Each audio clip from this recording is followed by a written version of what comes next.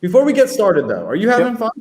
of course. Well, we're live now, so I'm having fun and I'm live. Are we on YouTube? Is that the story, or are we just on the StreamYard right now? We are on YouTube. Nice. Well, listen, so we'll kick it off. What's up, LukaNation? I normally don't kick off the Coffee with Cage episode myself, but, special Sunday edition of Coffee with Cage. Not sure how many of these we've done, if any. Was lucky enough to go to a card show in person in New York for the first time since this whole madness started. I did go to one in New Jersey a couple months back. Was great to And see you were you. recognized in line. But you're a big Yeah. presence. You're like a 6'6", Well, 220-pound, just thick guy, linebacker. so it's funny, right? When I post the thing this morning about, that, going to the no-tell, motel, Holiday Inn, if your girl starts acting up, that when I post the Holiday Inn picture, a couple people messaged me, one or two from here, local-ish, and they were like, "There's a show today." So the folks who run the show, they didn't do a very good job of publicizing it. They don't have a Twitter presence or an Instagram presence. I actually, went over to the owner of the show because there are people who are online basically saying, "I didn't even know about the show. I wouldn't have even come here if it wasn't for you." And the guy was like, "Look, we don't want to have to turn people away. Like, we're crowded enough as it is, even without publicizing. We talk about what does that mean for the hobby, right?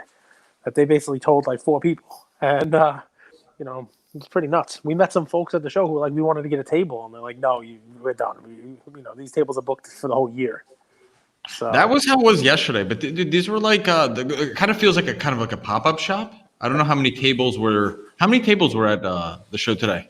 I'd say 30, 40, something like that. Not that many.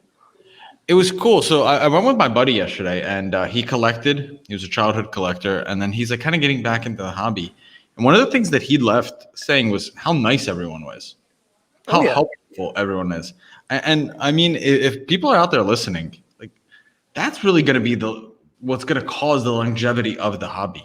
Is as the world opens back up and people start going to shows and you start kind of putting a face to the Instagram name, there's going to be like that, can you bring other people with you? Can you share the joy? Can you share the fun? That's a big part of it, man. So I'm going to tell you what I think is going to expand it. And met a kid named Austin today, new follower of the show. You can check out. It's one of the last couple of followers on the account. And a couple of other folks. And basically, there was no trading room in this show. The Wayne show was a little bit bigger than this, and there was a room just to do trading and stuff. But we noticed kind of like in a back area, there were a bunch of people just kind of, congregating by a table on the floor. And it was not what the show was. The show was a lot of like vintage, a lot of tables, a lot of binders. But over here is where you start to see those gem mint cases. The slab cases and people with boxes from PSA returns, and they all just seem to find each other in the back corner of the room, and it kind of became a de facto trade area. That's where I met this kid Austin, and he's like, I'm surprised with the show, and it was Factor was another person who reached out to me about the show today, and he's like, "Yeah, I'm surprised. There's not that much stuff at the show here that I would, that I'd be really looking for. No one's really dealing in the same kind of cards that I'm dealing in."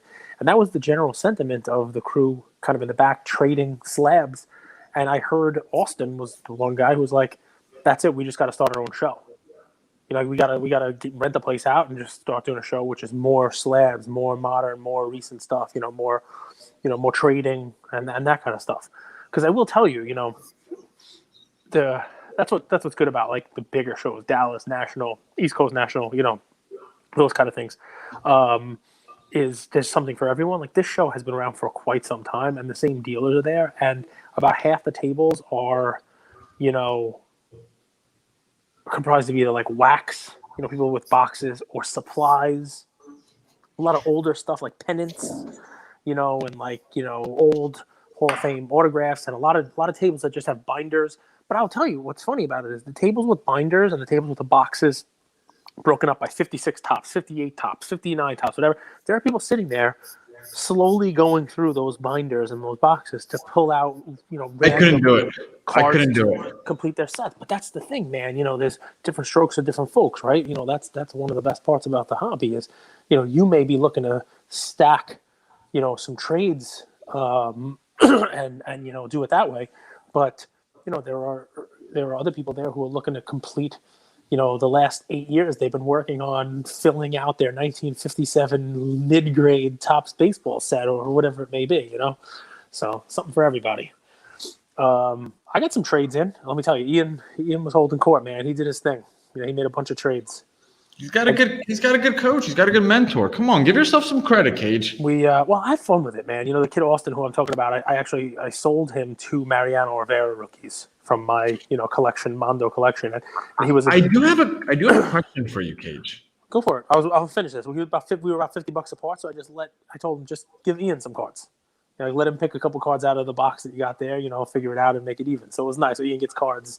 I don't have to go in my pocket for it. So yeah, what's your question?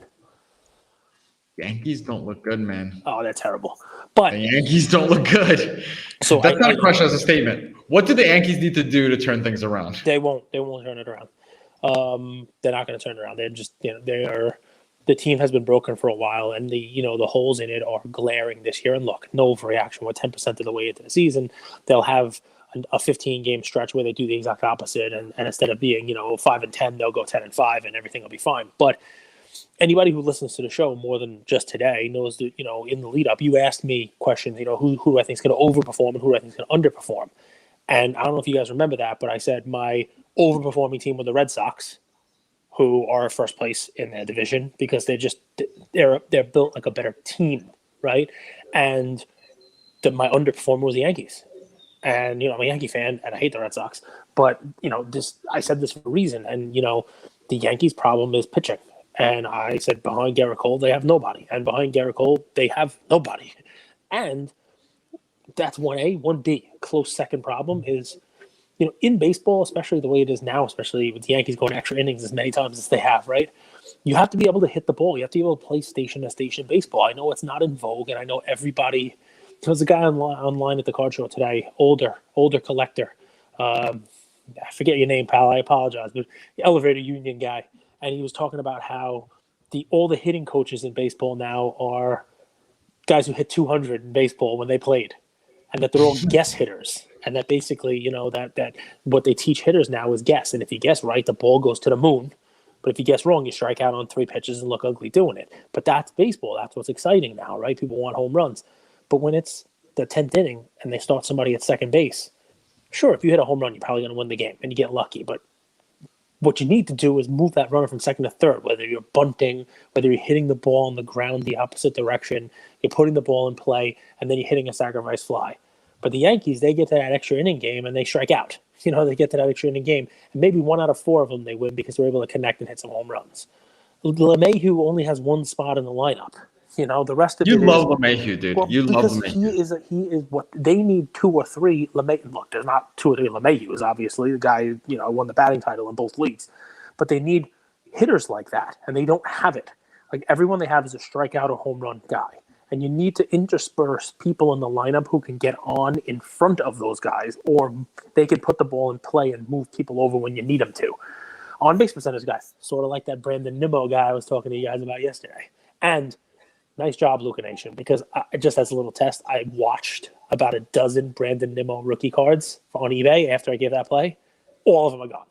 Every single card I watched is gone. So good for you. Power of LukaNation. Good for you guys. And LukaNation Cage. Real quick, we don't want to stay on the Yankees too long. Yep.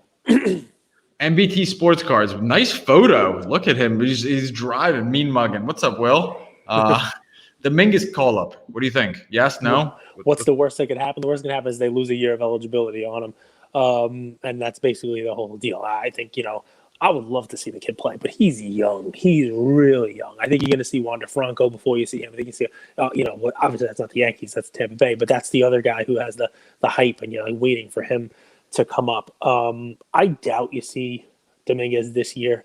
He's got to make his way through the A's, the singles, the doubles, and the triple A's before anything else. The Yankees don't need to rush to bring him up. And mashing offense is not their problem. They have enough guys who are going to hit the ball across the street. Dominguez doesn't really fix either of their problems unless someone teaches him how to throw a curveball. So I don't see a real positive to bring Dominguez up this year. And I'm going to throw a little curveball at you, and BT, and to the Yankee fans out there. And hot take, right? So, hopefully this is on YouTube Live. You're going to fall off your chair, so hang on a second, because Yankee fan blasphemy here. When Judge's contract is up, when Judge becomes a free agent, I think he'll be 31 years old. I really hope they don't sign him. I hope they let Judge go. If they want to lock him up now for a couple extra years, beyond when he becomes a free agent, he wants to do a deal like that. That's fine. Yeah, see, thanks, Preston. Far out from me. That's why I said he's got to get through the A's, the double A's, the triple A's. He's a ways off. But how about this one? I do not want them re-signing Judge. I'd love them if they traded Judge this year and got back some prospects and played that game.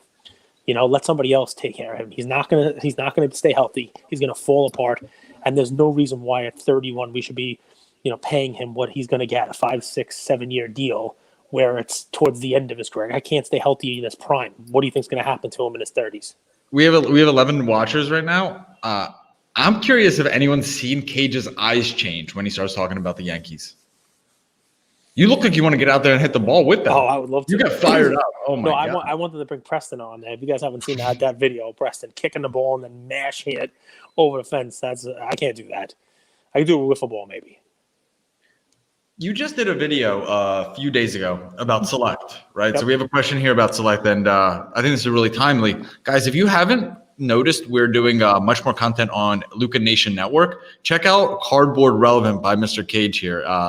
This is actually a question that kind of aligns with that. So Level Up Cards asks, do you think this could be the year Select takes over Prizm as king of basketball? With this year's Prizm underwhelming and quite frankly just plain lazy showing. What do you think? I cut the question a little bit because it was long, but that's the gist. So I gotta say, right, I want to see it. Yes, I don't see it happening. I've been hearing about this since I got back into hobby this third, fourth time around, and when I got into basketball cards, which seems to be where everybody's kind of putting their money, right? I've heard Optic was the talk last time around. Optic's going to pass Prizm. Optic's great. It's a better looking card. The autos are better. The pops are lower. The Optic Hollow is a much cleaner looking card out there than the Silver Prizm. The Prizm base and the Silver Prizm and all those parallels, they're just too easy, right? They're easy to stack. They're easy to quantify. You know how much a base is. Then you can kind of figure out a multiple to the silver. You got all these other colored parallels. You have the number parallels. It's just easy for liquidity. That's what makes it the easy product for people to put their money in and use as an investment vehicle. I like Select, but not only do you have those colors, you have those silvers and red waves and all that stuff, but you add an extra layer of complexity on top of it with the levels, right? So the courtside, field level for football and, the premier level and the whole deal. So while I love it and while I, as a collector, like those different levels that you can invest in, the different cards, Ian was looking at a Ruby Wave courtside Barrett at the card show today. Really cool looking card. Very cool card. Not very good looking card, but I think it makes it difficult for big money, institutional money, as you like to talk about it, to come into Select because there's just too many striations, too many levels of the card. Prizm's just easier. And okay, if I want to invest in the entry level, it's the base. I want to end one level up, it's the silver. I want to invest in another level, the blues, the reds, it's to me, that's what will keep Prizm on top. I think a lot of people lose money betting on where the market's going. So I think the markets showed that Prizm. What I mean by that is I'll do a real estate analysis. People buy in poor neighborhoods because they saw that the wealthy neighborhood right near it went up in value and they think 10, 15 years down the road it'll go up. Mm-hmm. Where the market isn't dictating that, right? Yep. So would you wait for the market to actually dictate then buy in, or would you try to be first, I guess is the question? It depends. It's riskier to be first, but there's more of an upside. It depends on what you want. You're tempering your risk reward. Because if you wait for the market to show it, you're going to be paying more for it. You're paying more for a more sure thing. It's the same thing we talk about, right, with prospecting, right? I mean, you can get a Zion card cheaper than a LeBron right now, but Zion has potential significant upside for your investment. It also has potential downside if you're wrong. What am I saying? I do think it's a great time to get into Select. Won't pass Prizm, as you and Spinotron have said, but it's still accessible and the pops are so much lower. I agree. Sorry, it's a great statement. the thing is, Select. It's not exactly cheap. Right? Select Parallels and Select Base is ugly. So listen, it's funny. At the show today, I saw a PSA 10 Select 2017 Patrick Mahomes. And you're right, yeah. It was not. It wasn't as cool looking as the Prizm. You know, I was significantly cheaper. I think the guy was looking for like $3,000 for the Select Base. Now, obviously, if I could get my hands on a Select Parallel, that'd be pretty nice too. But it's not going to be $3,000. So I'm with you. Select Base is, I wouldn't call it ugly. It's a little plain. And once you get to the levels, it starts costing some money. But yes, it is. It's easier to open, but not really that much easier to open.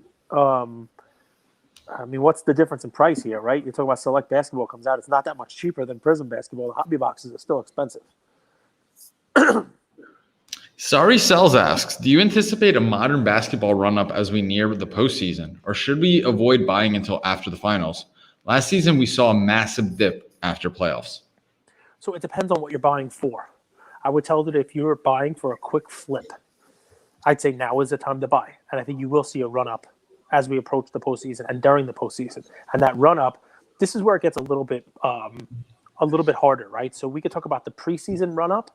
So anybody you buy in that preseason run-up, any of the hot rookies, right? They'd go up, right? It'd be good for you to buy Zion, Ja, Trey, Luka, right? You sell them all before they even start to play. This is a different run-up. This is a different because you got to pick your guys who you think are going to make the playoffs. But more importantly, unless you're planning on buying right now and selling as soon as the playoffs start, you got to try to pick somebody who you think is going to have a showing in the playoffs, not just get there, right? So really, this question, it's a great one, but it depends on what your goal is. If you're asking me, should I buy right now for someone I want to hold to next year, I might say no. I think if you pick the right guy, you could do all right. But your question actually leads me to the answer. I think no matter what, other than whoever it is that wins the title, you'll be able to buy your basketball guys cheaper a couple weeks after the finals than you will be able to buy them in the next couple of weeks. Most definitely. And even the person who wins, you know, they will come down a little bit too after that big bump up when they win the championship. We saw it with, you know, LeBron's cards. We saw it with Mahomes' cards. So it's just what happens. Drake left a comment. He's watching this game from Arkansas. His son has a little Sunday baseball. So he's watching his son play baseball, and he's on YouTube live with us. So Drake, we appreciate you. We appreciate all your support, man. The multitasking champ right there. I love it. I hope his son hits a home run. Go Razorbacks. Drake, let us know how your son's doing in this game today, okay? What position does he play?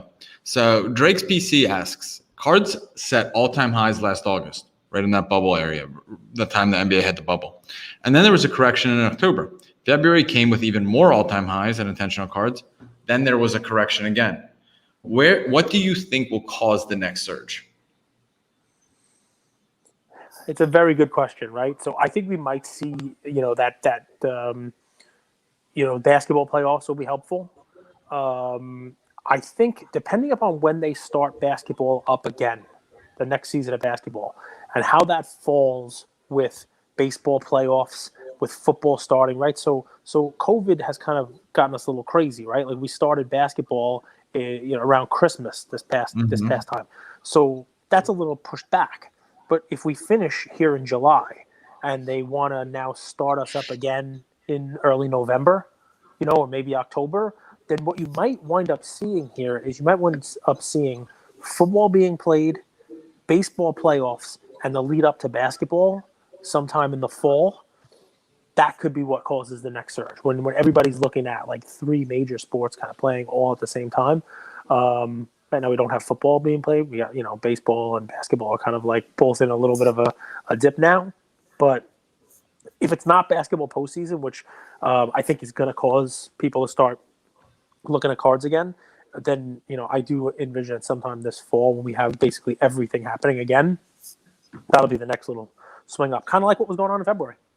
Will says, bring Drake's son to the Yankees. Problem solved. Smart. Trade him for Judge. Very smart. Can he throw a curveball? Tracy, what's up? Good afternoon. Good afternoon, my friend. Cage, Fantomas Cards asks, where should we sell graded cards between 20 and 150 bucks? Okay, if you're just looking to get rid of cards, right? If you're just looking at, I got these cards back from PSA, they're $20 to $150, and I want to get rid of them. I have a ton of these, right? If they're slabs, you can check out a couple of new to the market, My Slabs and Star Stock. Star Stock is fast passing those graded cards, and you only pay 5% on them. The only interesting part with Star Stock, at least for right now, is if you send them there, if they're not selling for the price you want to sell them for, they are there, right? You're going to have to pay to get them back. It might be a little bit of pain in the butt for you to get them back home and that kind of stuff. To me, I'll tell you what I do most of the time, depending on what the card is. It's not the most liquid card. So Star Stock, I try to do the liquid stuff, but I get back slabs from PSA. I siphon off some I give to Ian. And here, these go to your collection. I siphon off some that I keep for myself. And then the rest of them, I send them out to an eBay consigner. I have been using this year Probstein a lot. I've used the Wharf as well. He's got a promotion going on, I think, this month with some cash back. Also, if you send them some cards, he'll send you some cash back, a little cash back promotion. And you can always suggest something here. Yeah, please try both and see which works best for you. Yep. Because everyone's different, right? Like some people, for example, want a payout right away. Other people don't mind, but they want really good customer service. So it's kind of preferential. I sell through a consigner too. Try both, right? Yep. That's what you did, and then you were like, "Oh, this works better here. This works better here." Yep. I send different types of cards to different consigners. 100%. Sadi says, and this is a great point. We talked about this on our episode a few weeks ago. And at shows, sell at shows! Exclamation point. I think he's pretty passionate about that. And trade too. Definitely trade. Trade is that's a whole game. I mean, we could do an episode on skills of the trade, right? Can we talk about the sells at the shows for a second, right? Because I wish I could have videotaped this, but I got Ian there towards the end of the show. He wants to buy every wax he could find. He's like, "Hey, what's Topps Tribute? Oh, it's $525. Daddy, get me 3 of those." And I'm like, "Yeah, I'll pull a Zion Green Pulsar out of anything he says." By the way, just a quick aside before I get to this story, we're at a table and the guy is asking Ian, "Hey, who do you like?" And he's like, "I like Zion." He's like, "Well, do you like this guy?" And he shows him a Michael Jordan card from Metal, and he's like, "No, I like Zion better." And I'm like, "We're gonna go." He wants to open up wax, and the guy says, "I hope you're lucky." I hope you're lucky. I never seem to pull, the money I spend on boxes out of those boxes. You always seem to lose money. As a matter of fact, I've never seen anybody do well, except about 2 years ago, I was at a show, and this kid Zion after, he goes, "Wait a second, it was you." And Ian was like, "Yeah, it was me." The guy starts telling him a story about him. It's pretty funny. So, interesting stuff, man. So, but here's the story for this. Dude, this is going to be, I don't know if you've told him Santa's not real. This might be worse. This might be more tears. Yeah, it might be. So, so here's the deal, right? So, I saw a young kid. He was there with his girlfriend at the show, which is an amazing thing to me because this was the kind of thing. Gavin flew in from Florida? No. This kid was nowhere near as attractive as Gavin is. And this young lady was, while she was nothing, problematic, was definitely not anywhere near as attractive as Gavin's girlfriend either. So here's the rub. First, I was shocked to see that there were girls at the show because when I was doing this as a teenager, I would hide this from the girls. It was like, "Oh yeah, let's go to the card show." But now it's big money and it's a whole deal. But the second guy had a box of cards and he's trying to sell them to the dealer, and he puts down, these cards, some what you'd expect, or some Tua silvers, you name it, the whole deal. And I said to him, "Well, what do you want?" He's, "Well, what will you offer me?" And he's like, "No, you got to tell me how much you want for the cards," which some dealers will give offers, some won't. They want to see what you're asking for. And the kid asked for what I would consider a fair price if you and I were doing an arm's length deal, right? If we were trading or if I was selling it to you, if it was a Facebook deal, you name it, the whole deal. Fair price. Nothing crazy, but eBay comp-ish. And the guy, very nicely, the dealer at the table said to him, he goes, "Listen, here's how this works. If I buy this from you, I'm not taking it and putting it in my collection at home. If I buy it from you, I am putting it back on my table to resell to someone else. Okay? When I resell to someone else, in order to get the sale, I have to be cheaper than eBay myself.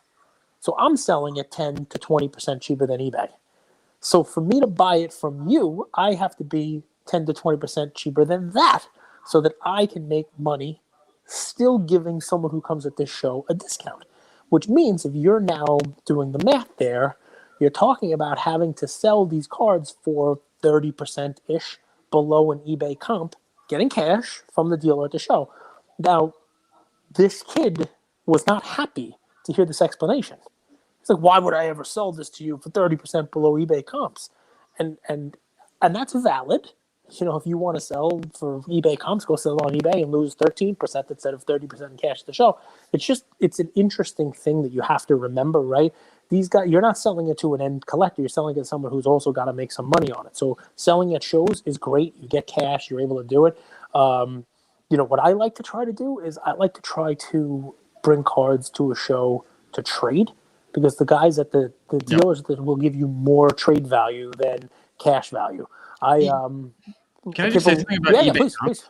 Yeah, eBay comps are only eBay comps for incredibly liquid cards, yes. And it's also who's bidding and on what day that ends. So people that always try to sell at eBay comps are delusional, and in a good way, because they're probably young and they're just got into the hobby. But just because you look up a price on eBay doesn't mean that's what you're going to sell it for, even if you list it on eBay that same day. So why would you sell it for below eBay comps? Because you get cash, it's quick, it's on the spot, you don't have to deal with headaches, you don't have to ship, you don't have to deal with returns. There's a variety of reasons. Like I said, I was going to trade because the guy had a cool case of cards. He's like, I'm going to a show, I'm going to Miami, I'm looking to add, some stuff for my collection, maybe for my PC. So I sold 2 Bowman Mariano Rivera rookies to the guy, but I gave him a really good price because I know what I'm into him for. He did let Ian pick a couple cards out of his box, to trade for him. But there were other guys, a kid from Wagner College in Staten Island. They made the trip out to the show. They're in Long Island now, but they were looking at Tatis, and one of them had a Juan Soto, just a top paper PSA 10. And Soto's selling for a little more than Tatis. So at first he's like, all right, I'll do it for the Gavin Lux paper and the Tatis paper. I'll take the Soto, which is fair, eBay comps. Then he was hemming and hawing, and I say, listen to the show, become a listener of the show. Here's this, and I threw a Kyle Lewis paper or PSA 10 on top of the deal. But I'm able to get a Chrome. I have so many Tatis still. I'm able to get a Soto. I only have 1 or 2 Sotos, so that's what I try to do. I try to bring cards that I'm gonna be able to move. They're liquid. You know what they're worth, and people want them. And it's fun. It's fun stuff. And not everything you make a deal on. I brought a Mbappe Prizm. Nice. People wanted it, but I don't want to liquidate those too cheap. Well, I mean, guys, we could spend a whole show on this, but there's a level of understanding the market. Like, don't let your hottest asset cheap. Don't sell your Jordan cheap, but something that's not so hot. You got to also understand the market and which way it's trending. The Mbappe card's trending up. There's no reason for you to give that up because you're already baking in 30% or 10% profit in a few weeks because that card is trending up. Yep. Where there are cards that are trending down, it's 2 different games. So there's the experience factor as well. Okay, just talk a little bit about. Drake said My Slabs is also a great place. Yep. I haven't used it, but Cunningham Kev asks, do the Topps NFTs basically eliminate the chance for Bunt to be used like we thought? So, I mean, I believe the answer to that is yes. I wouldn't say it's completely dead, right? Because this Topps NFTs, I think it's lazy. I mean, I would much prefer that they just layered over Bunt. And I think I talked about this, is a real swing and miss by them because, they could say they were first. All they would have to do is layer blockchain in on the 2011, 2012, 2013 stuff that they have. And they could basically say, hey, Top Shot, it's great that you have stuff for the last, 6 months to a year.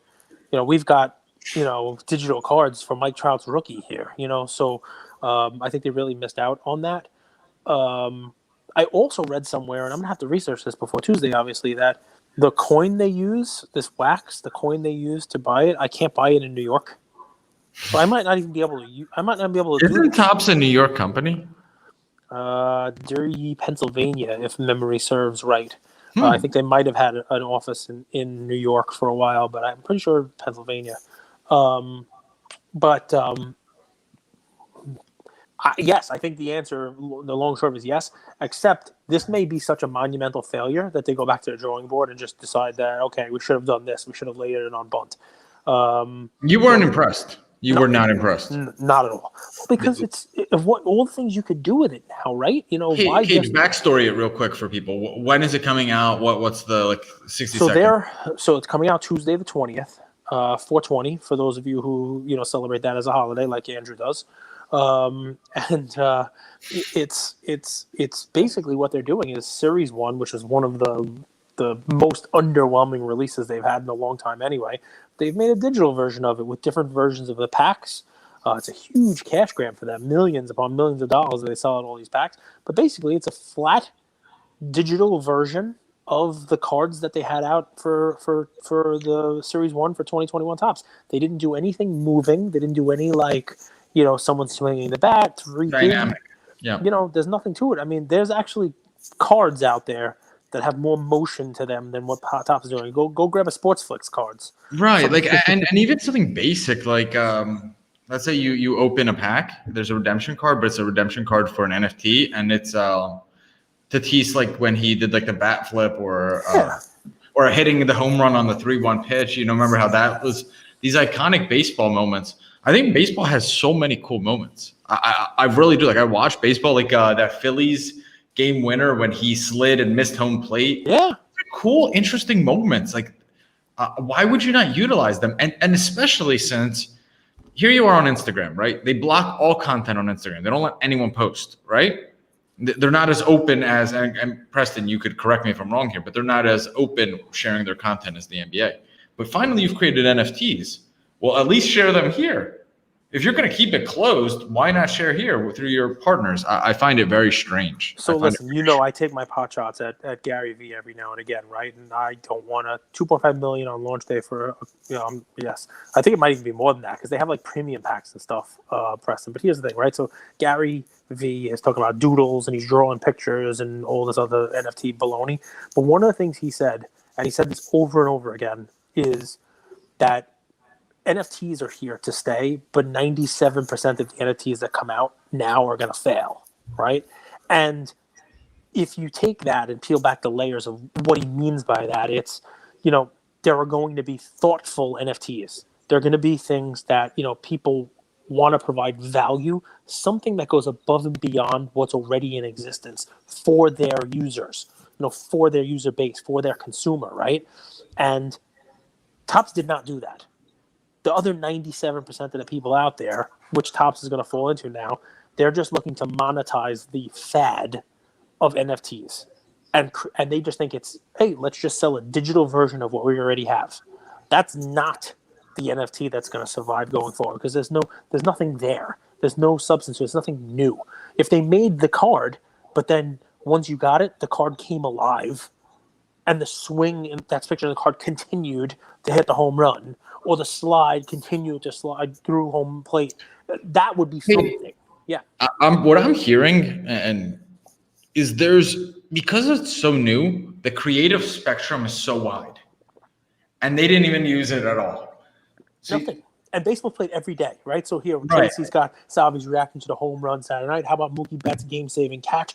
I mean, I can think of 20 moments, if we're going to use that phrase now, that Topps could have utilized, that they have the rights to make these updated NFTs to replenish it. But no, they're just going to use their Series 1. Do you think it's when something's so new,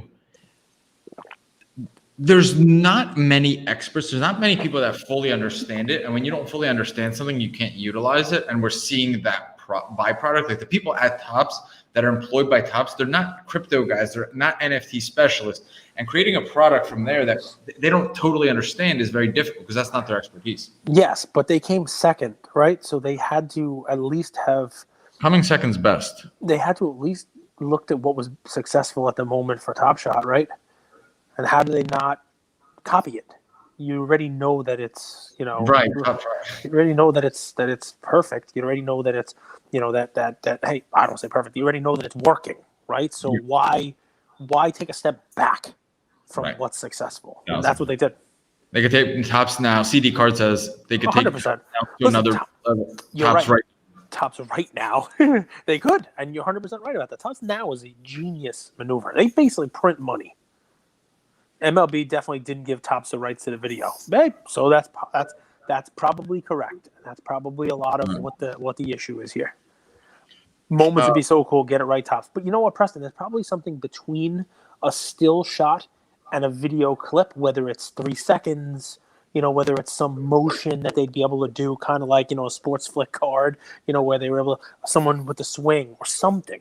I don't even care if it's, like a still shot. You know how they have, like, the NFL does the lineups, when they announce the starting lineups, and there's, like, a quarterback standing there with the ball, and at least he's moving, he's doing something, Didn't even have that.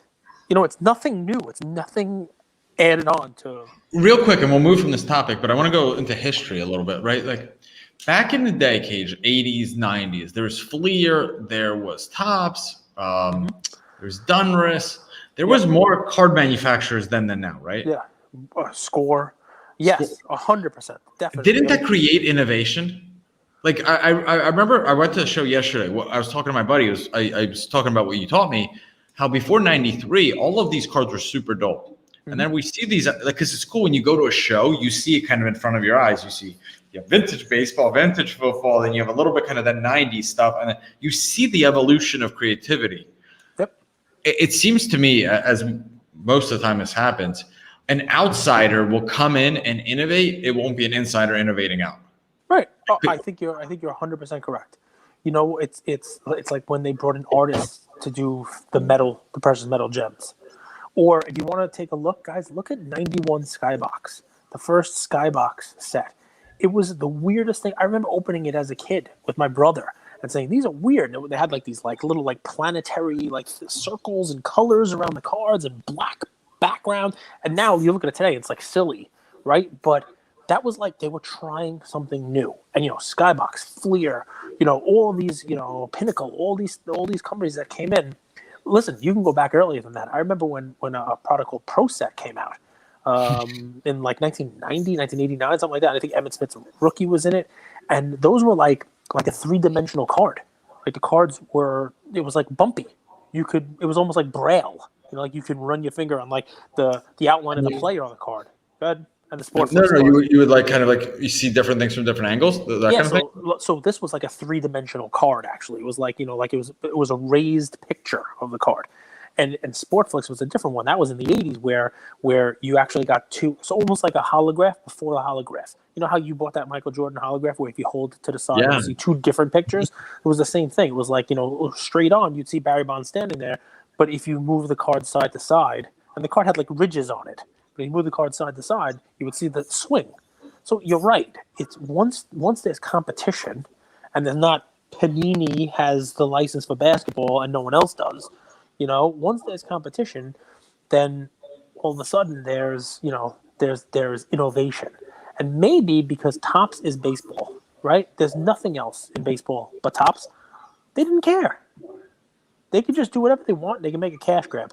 My hope, perhaps, is that basketball is different because Panini can't just come out and do what they did. They already have a digital version of their cards, and nobody cares. And they see Top Shot. The NBA gave Top Shot a chance because it's not a card. It's a digital moment. It's an NFT. It's something different. So I would think that Panini, let's hope, fingers crossed, comes out and does something different. And if they're listening to this, Mount Rushmore is asking you, pretty please, just layer it on. Layer it on. Layer it on. Dunk app. Yamwax says an interesting point. I mean, then he says, and then Microsoft, Google, or Facebook drops in and buys the innovator. I mean, I could see Microsoft coming in and buying NBA Top Shot. I don't think that's a crazy leap. This is what happens. There's consolidation in the space. At some point in time, LukaNation is going to be buying Yam, and we're going to be putting the tiger stripes around that guy too, because he's an innovator as well. Look at that guy with the tennis card. Look at him with the Federer. I love it. Kellen asks, will you make the trek up to Albany for the next card show? It's maybe convince him. Yeah, give me a reason. Give me a reason to. If it's a big enough show, the whole deal, that's fine, 100%. So Cunningham, Kev, I can tell you my favorite LCSs. I am very lucky because in my town there are 2 stores. Guys, even like a question where Cage could just list like 4 shops. This is going to be like a 7-minute answer. I can't list 4 shops. I can only list 2. That's why. So in my town, I have two stores, and that's all you need. There's a store in Westbury also if you want to go there, but 2 stores in my town. One is called D'Angelo Sports, and they have wax upon wax upon wax. They're one of these stores like, you want it, they have it, no problem. The other store, Doc D Sports. That's my hole in the wall. Look him up. This is my guy I get all my wax from, but he has no internet presence whatsoever. He doesn't have Wi-Fi. I think he just has like a home phone. You can't like text him or anything. I asked him if he wanted to be on the podcast, and he said, "What's a podcast?" Which is great. I love it. But you go in that Same store. thing happened to you a year ago, Cajun. Now look where you're at. You get spotted in line. Exactly. So, but so I love it because it's two diametrically opposed, things. Doc will order something for me and I'll get it. It won't be a huge price. The only problem with D'Angelo is this: nothing has a price on it. So if you walk in there and you think, "Oh, I'm going to get a bargain. I'm going to get that Topps soccer box or whatever it is," you ask how much it is. They literally go on eBay, look up the price, and say, "Okay, here's what I'll charge you for it." No. So you're not getting. I'm telling you, nothing has prices, nothing has stickers on it. No. Yes. So, but you can get a box there, but don't expect to get any kind of a bargain at all. They literally change their price daily on everything based on what eBay's prices are. So, nice people. They have good cards, and you know what? You know what's even worse? It's the same thing with their showcases. So their cards, like, oh, let me see how much is that Trae Young in the showcase. They won't give you a price. They'll say, "Okay, give me a second." They'll go in the back and they'll look on eBay and they'll come back and they'll tell you what the price of the card is. So that's eBay isn't true value. Like I'm telling you, this is what needs to be a public service announcement. Until eBay could verify that the item's actually paid for, you can't just use it as like this benchmark. It's freaking absurd. It's one of the most absurd things I've ever seen as an outsider. Like, the fact that eBay is the benchmark and eBay is the easiest manipulated marketplace in the world, it makes no sense, Cage. Can I? So that's a few of my LCSs. You get and answer questions. I have a couple of little things I learned from the show. A couple of little nuggets I want to tell people if you don't have a fun question. So let's go. I'm taking the banner down. Now we're gonna have a public service announcement from Mr. Cage. Guys, here you go. It's not always the most expensive Stop the stuff. show. Now it's public service. It's not always the best, like, most expensive thing to break. That is the one that's going to be the most fun. Right. So one of the things I learned from card shows, especially going there with Ian, is, oh yes, we can open this $500 box. We can open this $400 box. We bought a mega box of whatever the heck it was, right? And we end up getting nothing in it. But you know what else? We found a 1997 Marvel box. Never even know what the hell it is. Marvel Premium. And I'll go the other way. We bought a mega box of Donruss baseball. So he wanted it. He's like, "Oh, it's $65, $70, whatever it was." I'm like, "Okay, you can buy it." There's so many packs in it. We bought hoops, 1990, 91 hoops boxes, right? $50, 2 for $100. $60 with Mark Jackson and those twins. We pulled a bunch of Mark Jacksons. We pulled a bunch of the Michael Jordan with the number 12 jersey on Sam Vincent. Do you remember that was one of your plays? Yeah. They were all off center in this box, though, which is kind of shitty. But I'm going to tell you, we had so much fun opening that Marvel box that was $50. We got a Howard the Duck card. He's got this Donruss. I say Donruss. I don't know. You guys can be mad at me. He's got this Donruss box. Like, yes, it's not licensed, but like, look at these cards. Like, this is Unleashed. They're like the Downtowns. They're like a cool looking thing. Oh, that's cool. I thought you meant old school Donruss. That's a cool one. No, this is this year. It's 2021 Donruss. And the cards are really cool. They got Diamond Kings in them and stuff. I shouldn't be doing this on camera when we're doing this live, but like check this out. Like, see this? That's an Acuna Diamond King. And the box is nothing. There's like there's 14 packs for like $60. That is a fun open. So much fun to rip this year. Thanks.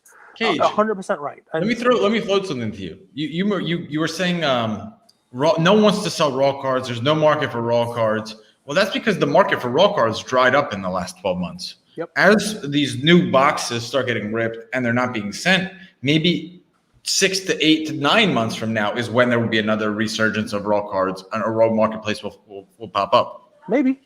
I think you might be right. The only other public service announcement that I got is this. As I walk in the card show, I realize this is a commodity, right? These cards are commodities. These cards are assets. These cards are worth something, right? But I look around the card show, and there are thousands upon thousands upon thousands of cards at this show. But every table that I walk past, people are asking for the same, like, dozen things. Luka Zion. Yeah, everybody's looking for Zion cards. Everybody's looking for Acuna today. Everybody's asking for all that fun stuff. So just, I guess, be a little careful on it, right? Because while we're all like, oh, I want all these cards, it's like everybody wants the same couple. K Dizzle Cards asks, are you done with your public service announcement? Yep. Just have some fun with it, guys. It doesn't have to be the most expensive thing. That's all. And fun is a verb, not a noun, by the way, guys. You taught me that. K Dizzle Cards asks, if you could have one Panini era complete set in a PSA 10, base, any parallel, or any insert, what would it be? One Panini era complete set in a PSA 10, base, any parallel, or any insert. You know what? I mean, the first thing that comes to mind is 2012. I'd love the 2012 Prizm. Yeah, I think form like a silver or something no, like that. No, a gold. I mean, obviously gold, right? But I mean, this is the problem, Cage. If you're gonna dream big. I don't dream big. I try to dream reasonable for the audience. If I could have 2012, I'd have the silver. No, but what's funny? No, but because then I would say give me the 2018 one of one complete set. You know what I mean? Okay, great. You know what I mean? So that's a parallel too. But I think what he's asking, if I need a complete set in PSA 10, that's fine. Base, parallel, or insert. Forget about like silver. I like the 2012 Prizm base set. Inserts, value-wise, people love kabooms. So people love those kabooms. I personally, it's just not my thing. People love color bursts. These things now, they're a little confusing to me because I don't ever really know what product they're going to be in or if they're going to be in multiple products. But yeah, people love kabooms, those color bursts. People love all those things. Doing a full PSA 10 set of first-year Mosaic basketball. That's a cool idea. It's going to cost a lot of money because there's some cards out there. Do you want to talk about that set? Because we talked about it a little bit. It was like it was a part of Prizm, and then they broke it out. Yes. So it used to be Mosaic was just like Fast Break. It was just like part of Prizm, right? It was like a lower level Prizm, and there was a Mosaic level to the Prizm box, right? So the Mosaic one of one kind of black Mosaic. It wasn't until last year that Mosaic was its own release. Right. It wasn't a Prizm Mosaic. It was its own release. William Martin, that is going to cost some money because there were a lot of cards in there and a lot of cards that people did not grade. I just went through and threw out a whole bunch of cards because we opened up a box of like a blaster box of that. I'm like, all right, I don't really need this card. Got all those Jam Master subsets. Good. Altus Collections asks, what are the signs that a card has reached its all-time high? For instance, the Luka base Prizm maxed out at 2K in August. What will give it enough momentum to break through? So I don't think you could ever say that a card reached its all-time high ever while someone's still playing because they could still win a championship. They still so the answer to this question, and this is Altus Collections, one of the major holders of Cage Coin, the first buyer of Cage Coin. So let's give him his due. And make sure we take some time and answer this question. I can't wait till there's a Cage Punk that goes up to this first. I'm the first Cage Punk. Buyers. I'm the Cage Punk. Cage Punk with a Dr. Pepper. Cage Punk with a Pepsi. Cage Punk with a Coke. Cage Punk with with 3 Chil Fil A sandwiches. Yeah, that'd be nice. So, guys, we had a content meeting this last weekend, and this guy mid-content meeting is like, hold up. I'm reheating my Chil Fil A sandwich. It's in the microwave. I'm like, wait a second. You told LukaNation the way to reheat a Chil Fil A sandwich is microwave for 30 seconds, then oven. He's like, yep, I got to move it from the microwave to the oven. It's true. And then you saw I took it out, got the oven mitts on and everything. I'm fully domesticated. So the answer to this is the answer to everything else we deal with, and that's supply and demand, right?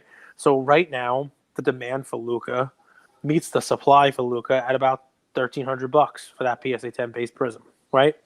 What will make that potentially go up over 2K is, and it's probably not going to happen this year because what are they, the 7 seed right now? Yeah. You would have to have an increase in demand and not a matching increase in supply.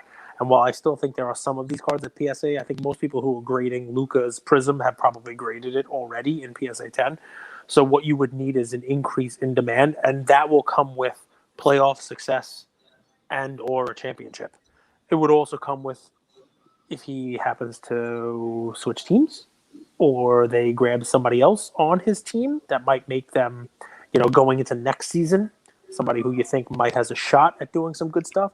So I really, think that one. I think that's actually because, guys, what is Luka going to do that he hasn't done? The guy just scored a 3-point floater to win the game, and we were like Luka Magic, but his cards didn't even bump. So I what think was it's nicer? What was nicer, that 3-pointer or the Steph Curry 3-and-1 where he chucked it up also yesterday? a game winner is always a game winner. Luka's the game winner, yeah. Game winner's a game winner. Curry's so unbelievable, man. With Wiggins and Kelly Oubre and Draymond Green as your next 3 options offensively, the guy just puts up it like he gets double team. He puts up in the 40s. It's wild.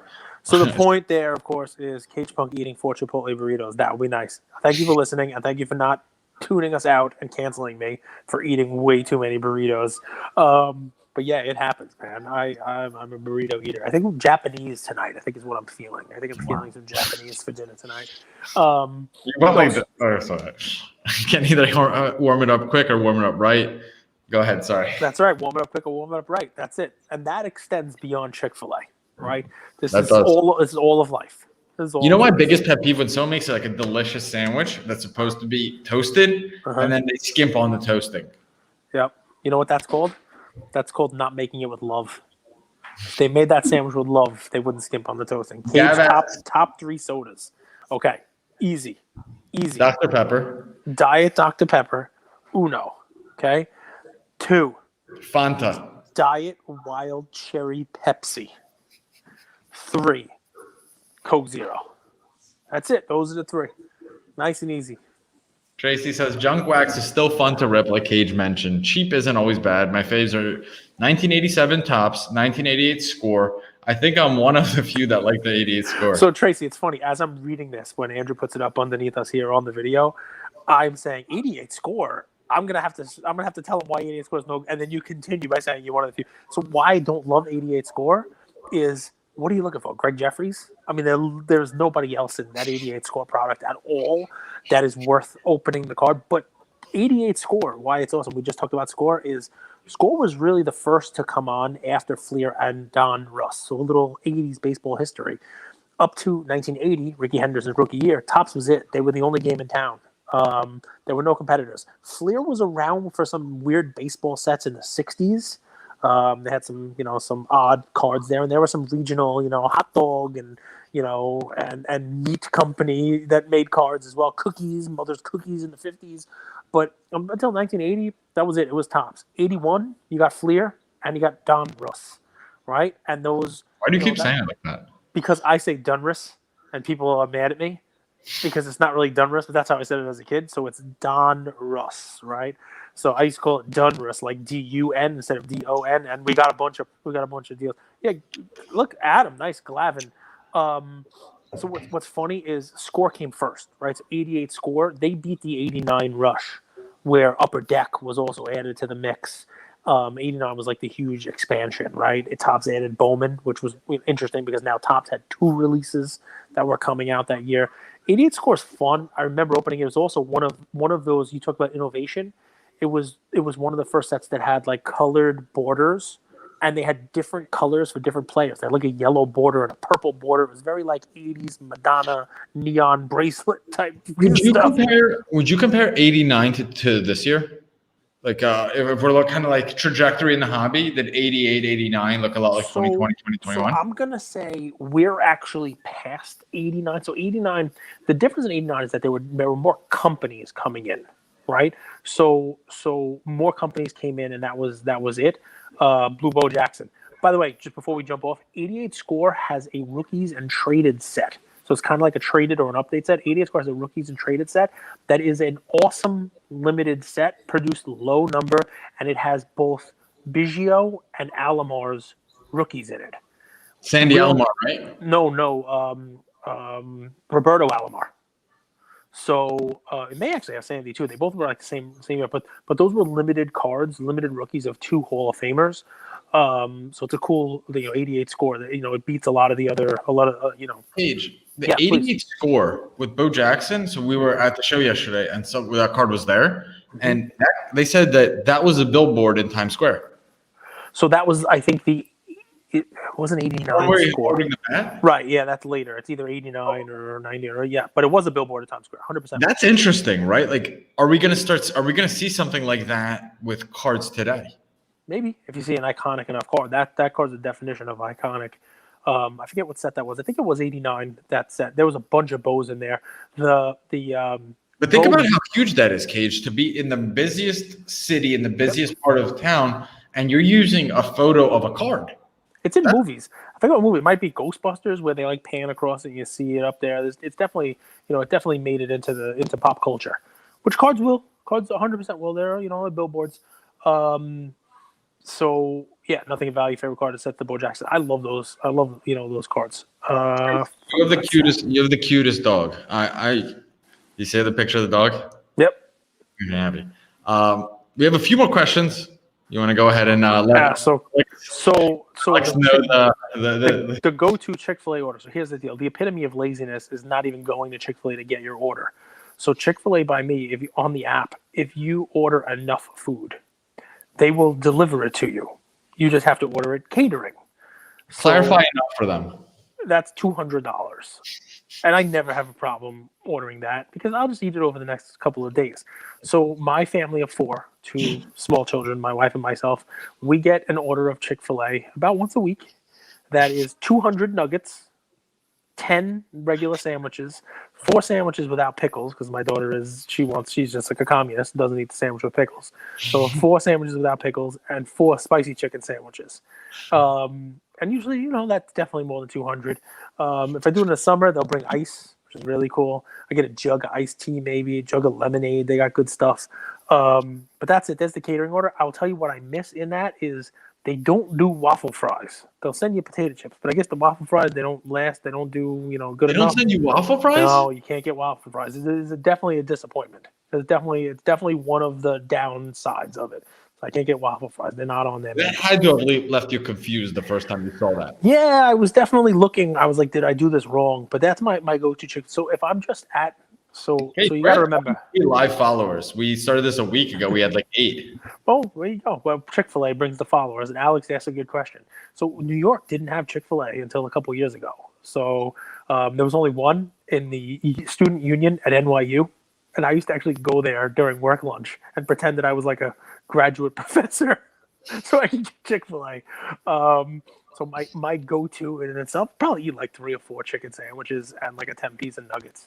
No fries equals no point of order. William, listen, I am not, that's MBT, right? I am not going to disagree with you. The waffle fries kick ass. If I know Cage, I wouldn't be surprised too. if he would go this route, whether in the past or the future. Just get an Uber Eats of his favorite fries. I have done that. I 100% have done that. I've attempted different fries as a side to time it. I've gotten like diner curly fries. Oh, you've done this? Oh, 100%. Are you kidding me? You got to have fries, right? I've tried McDonald's. Why Kate doesn't Uber Eats or DoorDash Chick-fil-A so he can get fries. So DoorDash, I've tried. So they do have DoorDash, but DoorDash won't deliver here. They won't deliver to my place. I'm far from the Chick-fil-A's here. Like it's not close.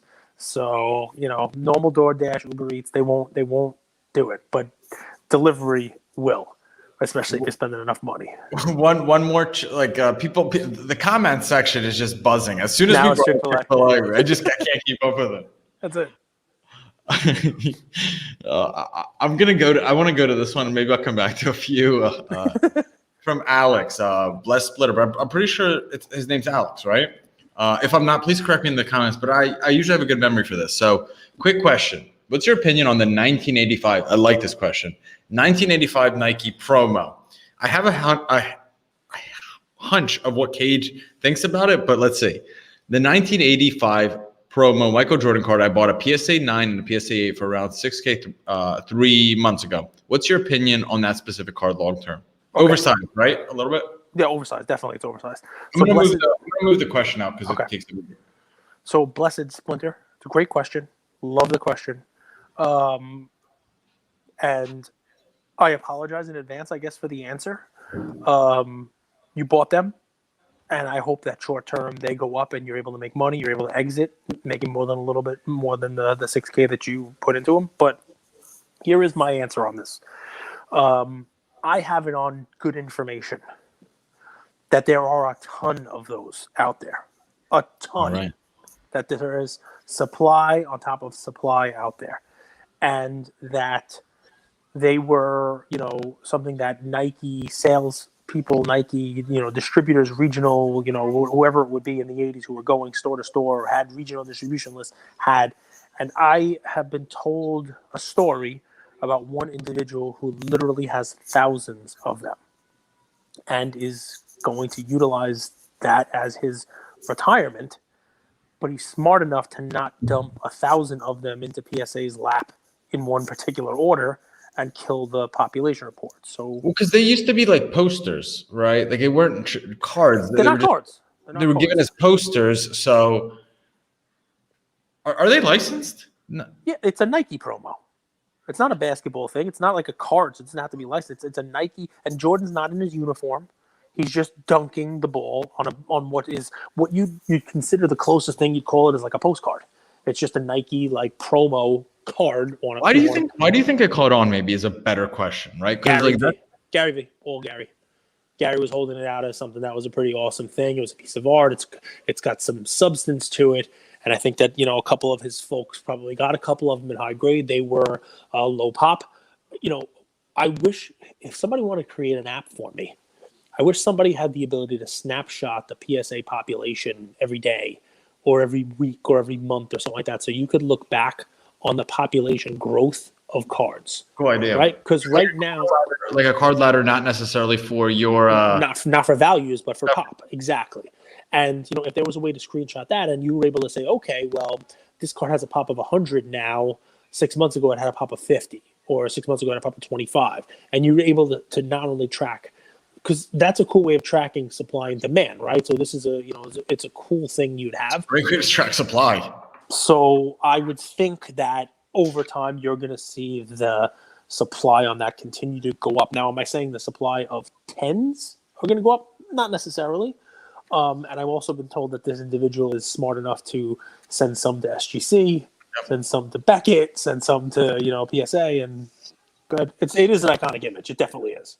So something we had on Eric Myers from Halo Hustle, and I always butcher that, but he talked about this really well. Howley Hustle.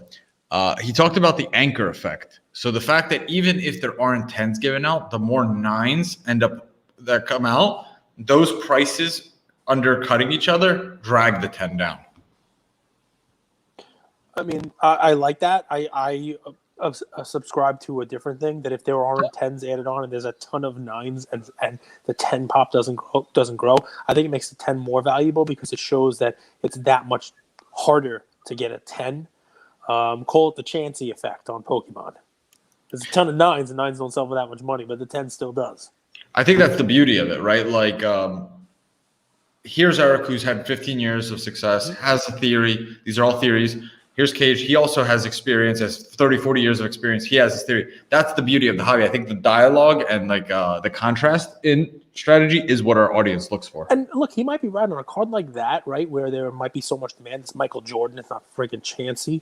On a card like that, the effect might be that enough people say, I'm not going to spend that money for a 10. I'm just going to buy the 9. I'll be happy enough with a 9. It's a mint card, and I'm able to get it so much cheaper. And that takes people out of the running for the 10 and has the effect of anchoring that 10 down because you're losing people who might otherwise have gone and spent money for that 10. So I get it. I get what he's saying. What's the goal for LukaNation team by the end of 2021, and how can our community help you get there faster? You're already doing it, guys. You're doing everything that you could. I mean, we could not ever ask you guys for more. Right, we do what Andrew likes to call calls to action whenever we can. We've built the LukaNation page, and anybody who might be watching this or listening to us, if you're not following the LukaNation network page, please go ahead and follow that. I tell you, we're on YouTube, obviously, because you're probably watching us there now. But if you happen to be listening to this after our YouTube live, go ahead and follow us. I guess subscribe to us on YouTube. We cannot have a following of just robots from India, although they are nice and we love each and every one of them. We'd like to have LukaNation followers as well. The goal for LukaNation team by the end of 2021, we do want to continue to grow. And we want to do that strategically. We want to bring you guys, better and more strategic partners that provide value to your collecting experience. We think we're doing that with Star Stock. We love the feedback we get from you guys because we can go straight to Star Stock and let them know what you're thinking about their product and maybe they can change it.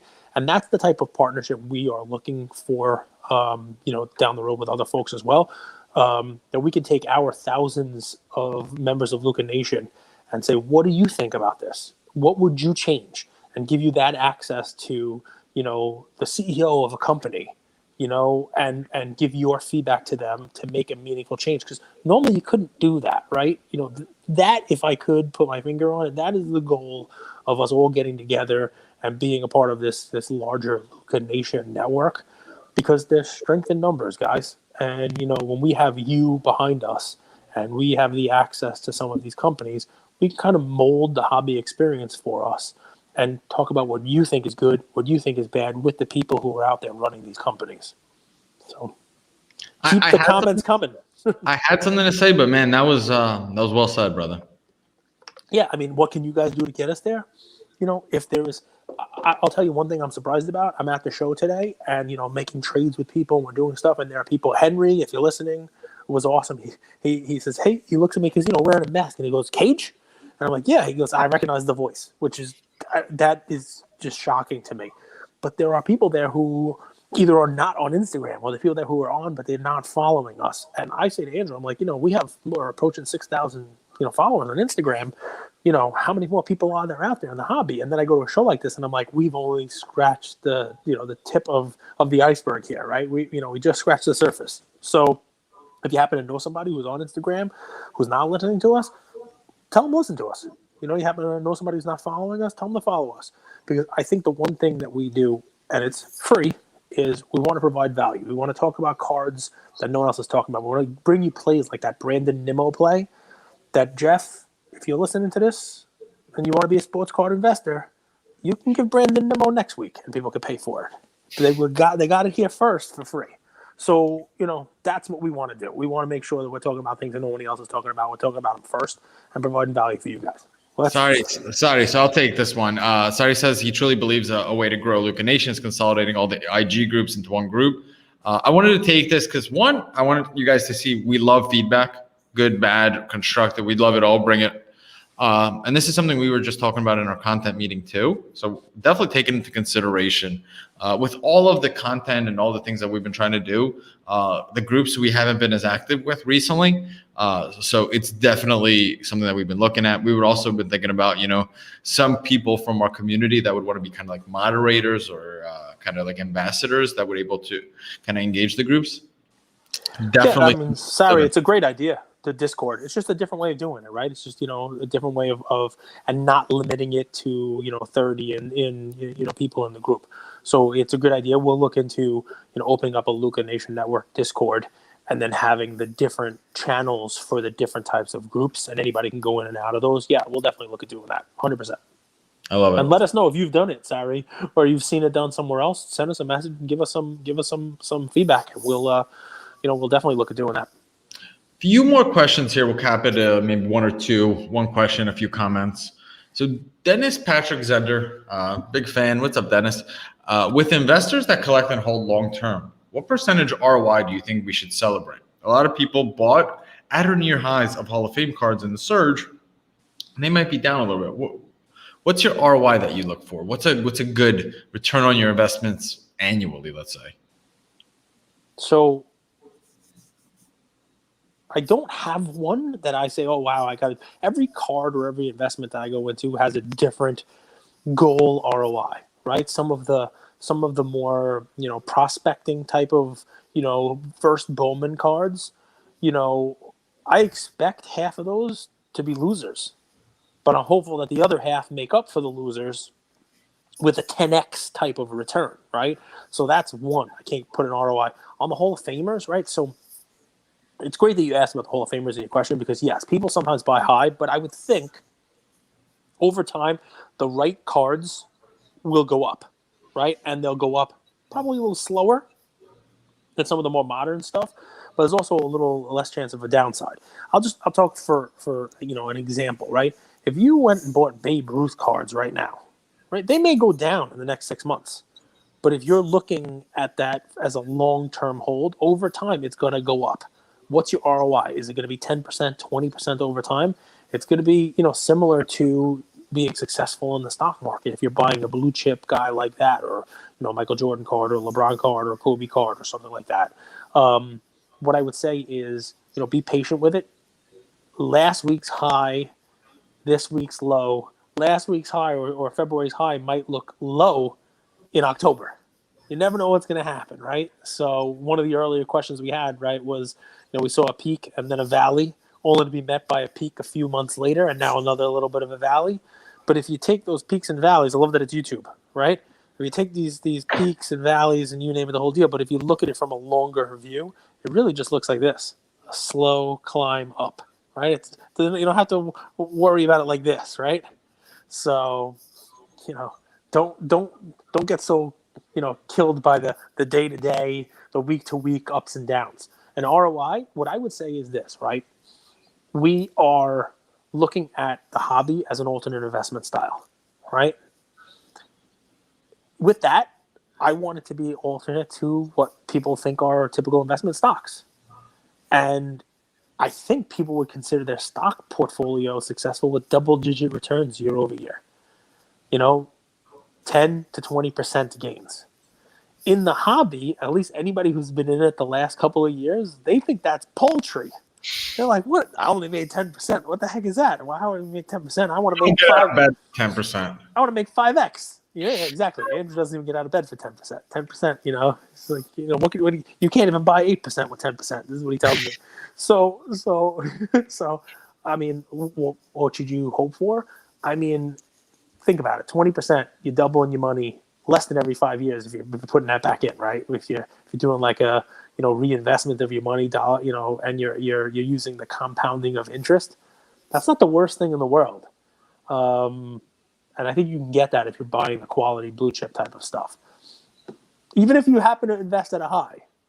So just be patient. One more, or sure. if you need. No, I'm good, man.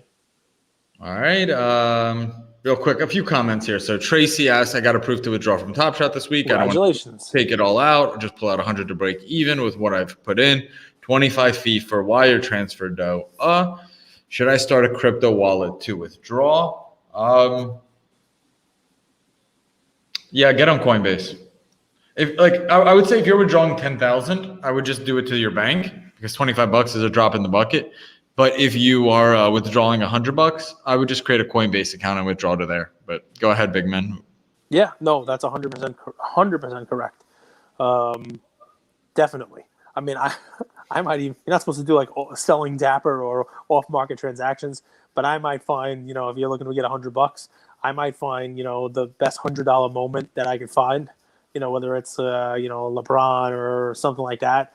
Find somebody who wants to buy one and sell them that $100 moment on PayPal. You're not supposed to do it, but that might be what I would do. So, little tangent. I always tangent. The web you weave. You understand what I'm saying, though, right? I mean, $25 on a $100 withdrawal, that's crazy. You can't do that. No, but sure. Would love to join a Discord group for you guys. Sweet. I'm in a few Discord groups, was great for me. Have a look at the Card Hops Discord. If you guys did something similar, it would rock. Cool, Gingy Man. Appreciate it. Gingy Man cards. I think he's are you doing something with this guy? Me and Gingy Man. I'm gonna reach out to Gingy Man. We're gonna set something up on a new collab. 100% me and Gingy Man over the next couple weeks. I don't do a good job keeping secrets. You're gonna see a collab with Gingy Man and Cage. It's gonna be some fun. Oh, okay. I'm gonna go right quick. Tom. Yes, Tom Arduino. So it's a three-way battle, right, between your Polynesian sauce, your Chil Fil A sauce, and your honey mustard sauce. I mean, you could tell me any of those three, and you're okay with it. Kind of depends what you're doing. Here's a little crazy thing I do. If I get the spicy chicken, sometimes I put the Polynesian sauce on. I get a little spicy and sweet going on, a little sweet and sour. Kind of like me and Andrew.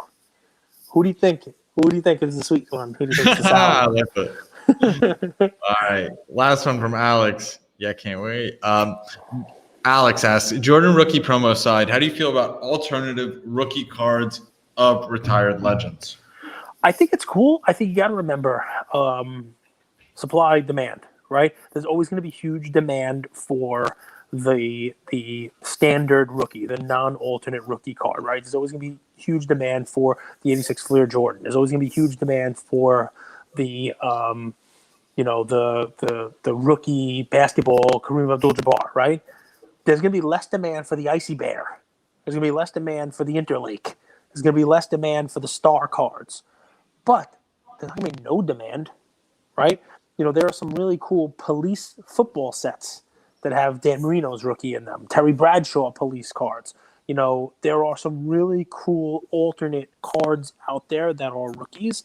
I try to stick with the stuff that's going to have the most demand because if we happen to see a more rocky time in the hobby, those are the ones that are going to maintain their value. I think that if people are trying to pare down their collection, they're quicker to pare down by selling off one of those alternate rookie cards instead of what you consider like the centerpiece of a collection. I know as someone who has both a Star Jordan and a Fleer Jordan, that if I needed to sell one or the other to, pare down the collection, pay bills, whatever it may be, I'm losing the Star before I'm losing the Fleer. And I don't think that that's an odd, way of thinking. I think most people think that way. Can I take this a different direction? Sure, please. I thought about David Peck the other day and how he created a market for wrestling cards. Mm-hmm. So you guys need to realize there's more than one way to kind of skin a sheep, right? So there's people that invest and they kind of ride trends and they're not trying to create a market, they're timing a market. But there's other guys, and you see this sometimes in real estate too, right? Like you have these businessmen that set up shop in a part of town that's underdeveloped. And then what do? They say, come to this part of town. They start doing marketing. They're doing salesmanship. So there is an element of creating a market for cards before creating a market for a type of card before the rest of the market catches up. But it requires a different type of investor. It kind of requires a little bit of salesmanship and marketing ability. I think there's way more upside, but it's different, right? But people have done it, Cage. 100%. 100%. Listen, I'm going to tell you, 2012 Prizm was nothing. Right? Nobody cared about that, right? And that's not a rookie card per se. It's not a, but nobody. You could have bought LeBron's 2012 Prizm for peanuts. I was buying those 2012 Prizm cards for $1, $2. Shaq, I was paying $3. PSA 10s are hundreds of bucks, hundreds of dollars now. It's a $200 bill, as that idiot from Storage Wars says. So, yeah, I mean, listen, you're right. There are different ways of doing it.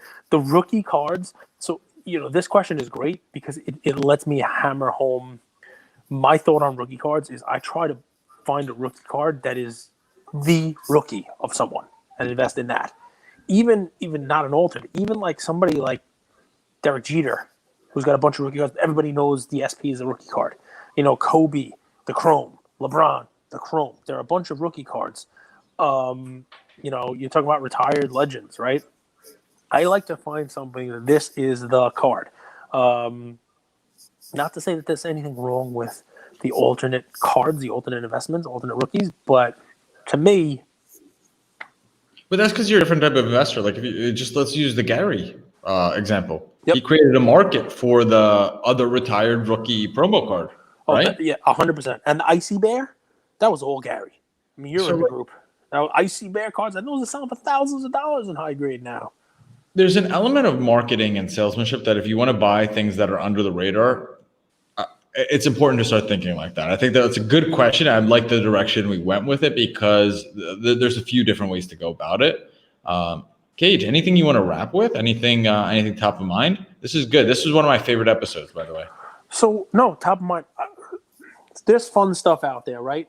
What I was thinking about recently was there are changes in licensing. There are changes in things that go on, right? And we had Mount Rushmore on, and one of the questions we were asked about today was, hey, does the Topps Digital, does that now kill, the Bunt app? And it's probably killing it and not. We see Panini taking UFC cards over now, right? So the licensed UFC cards. And one of the things that I was thinking about was Panini makes baseball cards now, right? And I've talked about this early on in our show about buying like the Mike Trout 2012 Prizm as like a quote unquote rookie card instead of the 2012 Chrome. That's draft picks were a $5 to $8 card. That's a $40 card right now. Yep, that draft picks card's a great one.